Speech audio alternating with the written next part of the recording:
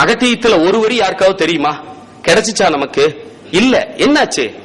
இன்னைக்கு இருக்கிற பக்கத்துல 5 கிலோமீட்டர்ல இருக்கிற பேரூர், அங்க இருக்கிற கல்வெட்டுகள் 2000 ஆண்டுகளுக்கு முன் கரிகால் சோழனால் கட்டப்பட்ட அந்த ஆலயத்தில் இருக்கிற கல்வெட்டை படிக்க நம்மால் இயலுமா?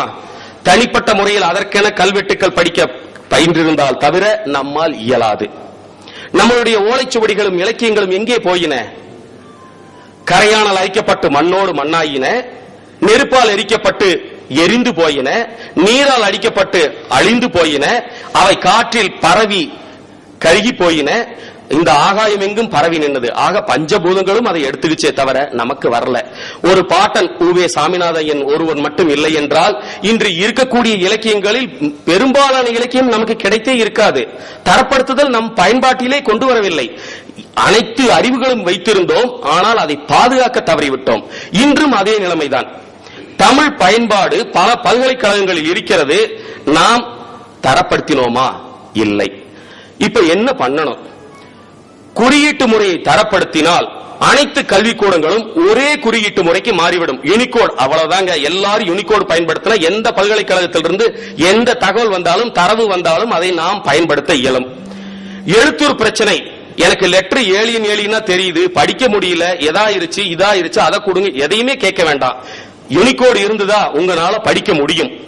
தமிழை தமிழாகவே ஒரு குறிப்பிட்ட மென்பொருள் துணையின்றி படிக்க எழுத இயலும். இதுதாங்க பயன். இதுக்குத்தான் தரவுபடுத்தணும், நாங்க ஸ்டாண்டர்டைஸ் பண்ணணும் யூனிகோட் அப்படின்னு சொல்றோம். சரி, எழுத்துக்களை மட்டும் இந்த ஃபாண்ட் குறியீடு மட்டும் தரவு பண்ணிட்டா போதுமா? இல்ல. எங்களுக்கு மறுபடியும் பிரச்சனை இருக்கு. இந்த தரவு கையாளுதல்லையே எங்களுக்கு பிரச்சனை இருக்குது. நம்ம கல்விக்கூடங்களிலே ஒருங்கிணைப்புங்கிறது ஏறக்குறைய அறவே இல்லை. ஒரு கல்லூரியில் என்ன நடக்குதுன்னு அடுத்த கல்லூரிக்கு தெரியாது. அதே பல்கலைக்கழகத்தில் இருக்கக்கூடிய 5 கிலோமீட்டர் 2 கிலோமீட்டர் 1 கிலோமீட்டர் அடுத்த வளாகத்தில் இருந்தாலும் கூட என்ன நடக்குதுன்னு யாருக்கும் தெரியாது. பெரிய ரகசியமா நம்ம வச்சு பூட்டி இருக்கிறோம், யாருக்கும் சொல்ல மாட்டோம். ஒரு கல்விக்கூடத்தில் ஒரு டேட்டா இருக்குன்னா அடுத்த கல்விக்கூடத்துக்கு கொடுக்க மாட்டோம். அதை நாங்களே வச்சுப்போம், அது யாருக்கும் பயன்படுத்தவும் மாட்டோம். அப்படிதான் வச்சிருக்கிறோம். நீங்கள் ஆய்வுகள், தமிழ் பணிகள், நூல் வகைப்படுத்துதல், நூல் கணினிப்படுத்துதல் போன்ற அத்தியாவசிய பணிகளை ஒவ்வொரு கல்விக்கூடங்களும் திரும்ப திரும்ப செய்ய வேண்டியிருக்கு. இதனால எத்தனை மனித உழைப்பு நேரம் வீணாகுது, எத்தனை மற்ற பொருட்கள், கணினி, மற்ற நீங்க நேரம், பணம் எல்லாமே வீணாகிறது. இதனால நேரம், முக்கியமா நேரம் தான் கிடைக்கக்கூடியது, காசு கொடுத்தா கூட கிடைக்காது. அந்த நேரம் மிக மிக மிக வீணாகிறது. இப்ப என்ன பண்ணலாம்? அதுக்கு ஒரு சொல்யூஷன். இந்த மனித உழைப்பு, நேரம், பொருள் ஆகியவற்றை தவிர வேற என்ன இருக்கு? மக்கள், எந்த மக்களுக்கும் ஒரு கல்விக்கூடத்தில் இருக்கக்கூடிய தகவல் யாருக்கும் போய் சேர்றதில்லை. அவங்க மட்டும் பொட்டியில வச்சு பூட்டினாங்கன்னா அது கரையா அரிச்சு செல்லரிச்சு இல்லைன்னா ஒரு 20 வருஷம் கழிச்சு பழைய பேப்பருக்கு போட்டாலும் போடுவாங்களே தவிர மற்றொரு மாணவருக்கோ மற்றொரு நூலகத்திற்கோ மற்றொரு கல்வி நிறுவனத்துக்கோ அது போறதில்லை. இப்போ இதுக்கு பிரச்சனைகளுக்கு என்னென்ன தீர்வு பண்ணலாம்? முதல்ல வலைத்தொடர்பு ஏற்படுத்தணும். அனைத்து கல்விக்கூடங்களும் ஒரு வலைத்தொடர்பின் மூலம் ஒன்றிணைக்கப்பட வேண்டும். இந்த ஒன்றிணைக்கிறதுனால என்ன பண்ணலாம்? பொதுவான தரவுகள் தொடர்பான பணிகள் பகிர்ந்தளிக்கப்படணும். உதாரணமா சொல்றேன், தமிழ் இலக்கியங்களை மின்னூலா மாற்றுறது. திருக்குறளை ஒரு 1000 பேர் மின்னூலா மாற்றிட்டு இருக்காங்க. எதுக்கு? எல்லாம் மாத்தி மாத்தி ஒவ்வொருத்தரும் ஒவ்வொரு இடத்துல வச்சுக்கிறதுக்கா? இதை ஒருத்தர் செஞ்சா பத்தாதா? அது பொதுவான இடத்துல இருந்தா எல்லாத்துக்கும் ஒரே உபயோகம் தான். ஒரு நூலை 15 பேர் மாத்தி மாத்தி அவங்க சைட்ல வச்சுக்கிறதுக்கு ஒரு சைட்ல இருந்து ஒரு தடவை செஞ்சா போதும். திரும்ப திரும்ப செஞ்ச வேலையே செஞ்சு செஞ்சு செஞ்சு அரைச்சமாவே அரைச்சது புளிச்சு போச்சு. அதைத்தான் நம்ம செஞ்சிட்டு இருக்கிறோம். அடுத்து தரவு தொகுப்பு தொகுதிகள். இது டேட்டா பேஸ் ஆர்கனைஸ் பண்ணணும்.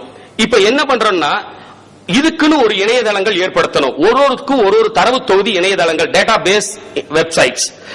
அப்போ அது பொதுவா இருக்கணும். உதாரணத்துக்கு ரிசர்ச் பண்றீங்களா, அதுக்குன்னு ஒரு பேஸ், ஹையர் எஜுகேஷன் ரிசர்ச், அந்த வெப் பேஸ்ல தான் எல்லா இன்ஃபர்மேஷனும் கிடைக்கணும். எந்த பல்கலைக்கழகமா இருந்தாலும் சரி தமிழ்நாட்டில், இன்னும் சொல்ல போனா உலக அளவில் இருக்கக்கூடிய தமிழ் பணிகள் எது நடந்தாலும் அந்த வெப்சைட்ல அதற்குண்டான தரவுகள், இன்ஃபர்மேஷன்ஸ் கிடைக்கணும். மேற்படிப்பா அதுக்கு தனி, ஆய்வு கட்டுரைகளா அதுக்கு தனி, இப்படி ஒரு வெப்சைட் வெப் பேஸ் இருந்ததுன்னா திரும்ப திரும்ப செய்ய வேண்டியதில்லை. இதனால என்ன மிகப்பெரிய ஒரு பிளஸ் பாயிண்ட்னா, திரும்ப திரும்ப செய்யறது மட்டும் இல்லாம ஒருத்தர் செய்ய வேலையவே இன்னொருத்தர் செய்ய வேண்டாங்கிறது மட்டும் இல்ல, திருட்டு நடக்காது. இந்த பல்கலைக்கழகத்தில் செஞ்சதை கொண்டு வெறும் அட்டையை ரீடைப் பண்ணி என் பேரை போட்டு நான் முனைவர் பட்டம் வாங்குற கதை நடக்காம போயிடும். இது மிகப்பெரிய தமிழுக்கு செய்யக்கூடிய மிகப்பெரிய பணியாகும். இது தவிர என்னென்ன பணி நடந்துட்டு இருக்கு, எந்தெந்த மாதிரி நடக்குது, இதுக்கு மேல நம்ம ஏன்னா மறுபடியும் அடி மட்டத்திலிருந்து வர வேண்டாமே. தமிழ்ல ஒரு பழமொழி சொல்லுவாங்க, அடிய புடிடா பாரத பட்டா அப்படின்னு. ஏன்னா பாரதத்தை பாதியில இருந்து கேட்டா விளங்காது, மறுபடியும் முதல்ல இருந்து தான் வரணும். அந்த மாதிரி முதல்ல இருந்து வராம எங்க விட்டுருக்காங்களோ, ஒருத்தர் செஞ்சு விட்டுருந்தாங்கன்னா அதுல இருந்து நம்ம தொடர்ந்து செஞ்சுட்டு போயிடலாம். சரி, தரவு கையாளுக்கு என்ன விதிகள் வைக்கலாம்? நீங்க அனைத்து கல்விக்கூடங்களுக்குமான பாடநூல்கள், கேள்வித்தாள்கள், அது தொடர்பான பிற விவரங்கள் அனைவரும் ஒரே மாதிரியா செய்யறதுக்கான ஒரு விதிகள், ரூல்ஸ் அண்ட் ரெகுலேஷன்ஸ் நம்ம உருவாக்கணும். எல்லா யூனிவர்சிட்டியும் இப்படிதான் கொஸ்டின் பேட்டர்ன் வைக்கணும், ஒரே மாதிரி. எல்லா யூனிவர்சிட்டியும் இப்படிதான் திருத்தணும். அப்போ கல்வி தரம் மேம்படுறது மட்டும் இல்லாம வேலை பணி மிக சுலபமாக இருக்கும். நான் ஒரு மாதிரி வச்சு, அவங்க ஒரு மாதிரி வச்சு, இங்க 25 இன்டர்னல், அங்க 40 இன்டர்னல், அங்க 70 இன்டர்னல், உங்களுக்கு இன்டர்னலே கிடையாது, சேர்ந்தவங்க எல்லாம் பாஸ், இந்த கதையெல்லாம் இல்லாம ஒரே மாதிரியான சட்டம் தான், ஒரே மாதிரியான ரூல்ஸ் ரெகுலேஷன். சோ இந்த ஸ்டாண்டர்டைசேஷன் இவ்வளவு முக்கியமா இருந்ததுன்னா தமிழகத்தில் எந்த பகுதியில் படிச்சாலும் அது ஒரே மாதிரியான படிப்பா இருக்கும், ஒரே மாதிரியான விவரங்கள் கிடைக்கும், ஒரே மாதிரியான நல்ல தரமான அவுட் ப்ராடக்ட், அதாவது வெளிவரக்கூடிய பொருட்கள் அது கிடைக்கும். அது மாணவர்களா இருந்தாலும் சரி, யாராக இருந்தாலும் சரி. சோ இந்த விதிமுறைகளை நம்ம பயன்படுத்துறதுனால உண்மையிலேயே தமிழின் வளர்ச்சி மிக மிக அதிகமாகும் என்பது எனது கருத்து. மிக்க நன்றி. தேங்க்யூ. நன்றி பேராசிரியர் ராமன் அவர்களே. உங்களுக்கு இன்னும் கொஞ்சம் நேரம் இருக்கு, அதை நீங்க சீக்கிரமா முடிச்சிட்டீங்க. அந்த வகையில அந்த நேரத்தை பார்வையாளர்கள், அதாவது நீங்கள் ஏதாவது கேள்விகள் கேட்க வேண்டும் என்றால் கேட்கலாம். தரப்படுத்தல் சம்பந்தமான கேள்விகள் நீங்கள் சிறப்பான முறையிலே அதை எங்களுக்கு விளங்கப்படுத்தி இருக்கிறீர்கள். ஆனால் இதை செய்வது யார், எந்த அரசாங்கம் முன்னிட்டு செய்ய வேண்டும் அல்லது எந்த நிறுவனம் இதை முன்னெடுத்து செய்ய வேண்டும் என்பதை நீங்கள் கூறினால் மிகவும் நன்றாக இருக்கும். மற்றது, நான் இதை குறைவாக கூறுவேன் என்று நீங்கள் கருதக்கூடாது. தமிழர்களுக்கென்று ஒரு பாரம்பரியம் இருக்கிறது, தங்களுக்கு தெரிந்தவற்றை பிறருக்கு சொல்லக்கூடாது என்பது. அதனால் எங்களுடைய அரும்பெரும் செல்வங்கள் எல்லாம் அப்படியே அழிந்து போய்விட்டன. இதற்காக நாங்கள் வருந்திக் கொண்டிருப்பதில் பலன் இல்லை. வருங்காலம் எப்படி இருக்க வேண்டும் என்று நீங்கள் கூறியபடி செய்வதற்கு யார் முன்னின்று செய்வது என்பதை நீங்கள் கூறினால் நன்றாக இருக்கும். மிக்க நன்றி. இது ஒரு மிகப்பெரிய ஒரு சொல்லுவாங்க $1 million கொஸ்டின் அப்படின்னு ஒரு ஆங்கிலத்தில் சொல்றது. இதை நேரடியா என்னால சொல்ல முடியும், பரவாயில்ல, தப்பா இருந்தா கூட பரவாயில்ல. இதை ஒரு தனிப்பட்ட நபர்களால் செய்ய இயலாது. இதற்கு முன்முயற்சி எடுக்க வேண்டியது தமிழக அரசாங்கம். ஏன்னா உயர்கல்வி அமைச்சுத்துறை மட்டுமே இதில் முன்முயற்சி எடுத்து இந்த மாதிரி தான் நம்ம செய்யணும்னு ஒரு குழு அமைத்து இதற்கான விதிகளை உருவாக்கி அனைத்து பல்கலைக்கழகங்களையும் ஒருங்கிணைத்தால் மட்டுமே இது சாத்தியம். இல்லாவிட்டால் பேச்சோட நின்றோம்.